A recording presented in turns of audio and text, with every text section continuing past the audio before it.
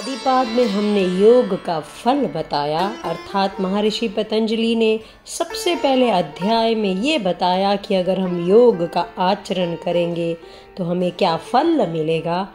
तो साधन पाद हमें बताता है कि अगर हम उस फल तक पहुंचना चाहते हैं तो हमें क्या करना होगा। हम सब भीतर से शांति चाहते हैं, पर शांति कोई ऐप नहीं जिसे डाउनलोड कर लिया जाए। शांति का रास्ता अभ्यास से जाता है और इसीलिए महर्षि पतंजलि ने रचा साधन पाद। यह अध्याय योगाभ्यास की रूपरेखा देता है और महर्षि पतंजलि हमें यहाँ कर्म और क्रिया की राह दिखाते हैं। सबसे पहले क्रिया योग, फिर क्लेश और क्लेशों के कारण और उनका निवारण, अंततः अष्टांग योग इस पाठ की रूपरेखा तैयार करती है। इन 55 सूत्रों में महर्षि पतंजलि स्पष्ट करते हैं योग आत्म पोषण, अभ्यास, संयम, अनुशासन का पुण्य पथ। तप स्वाध्याय ईश्वर प्रानिधानी क्रिया योग अर्थात आत्म संयम, स्वाध्याय और ईश्वर प्राणिधान।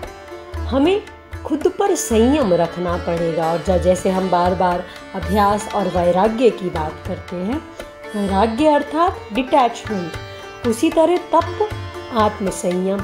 तो तप का पालन करते हुए, स्थित प्रज्ञ स्थिति धारण करते हुए, अपना खुद का निरीक्षण और अध्ययन करते हुए, खुद से अध्ययन करते हुए, खुद का अध्ययन करते हुए, ईश्वर को जो हम समर्पित करते हैं अपने भाव और अपना अभ्यास, यही है अध्ययन, समर्पण और तप।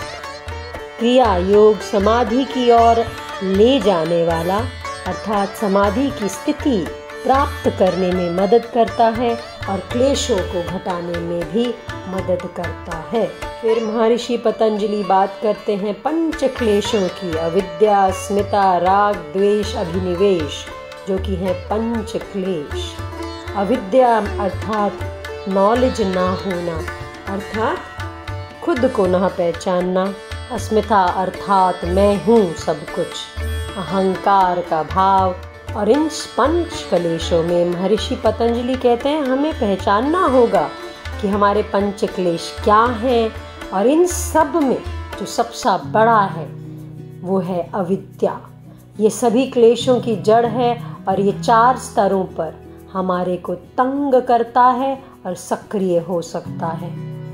और महर्षि पतंजलि ये भी कहते हैं कि दुनिया में दुखों का कारण अविद्या ही है, और हमें अगर इस भ्रम से बाहर निकलना है तो अष्टांग योग अर्थात यम, नियम, आसन, प्राणायाम, प्रत्याहार, धारणा, ध्यान, समाधि का हमें अभ्यास करना होगा। अष्टांग योग अर्थात 8 स्टेट्स ऑफ सेल्फ मैनेजमेंट।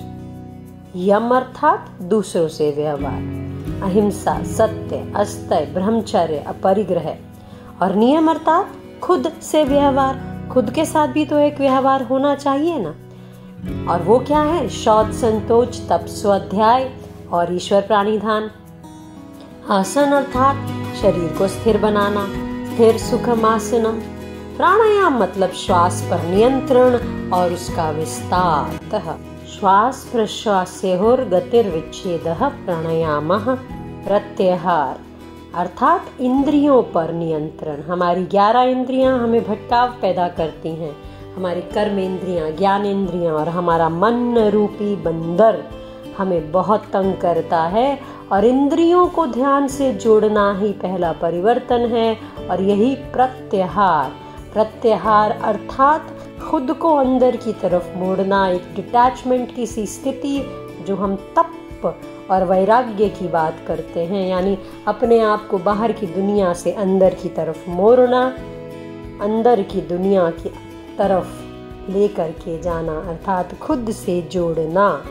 अष्टांग योग एक अभ्यास नहीं, ये एक यात्रा है, बाहर से भीतर की ओर और फिर भीतर से परम आनंद की तरफ। महर्षि पतंजलि इस पाठ में ये भी बताते हैं कि हमारी कई मानसिक और शारीरिक समस्याएं सिर्फ इस जन्म से नहीं, कई जन्मों की सोच और संस्कार से बनती हैं। इसीलिए वे कहते हैं कि कर्म बीज की तरह होता है और जब तक बीज जिंदा है जीवन उसी के हिसाब से चलेगा। योग उस बीज को जलाए बिना उसे परिवर्तित करने की कला है।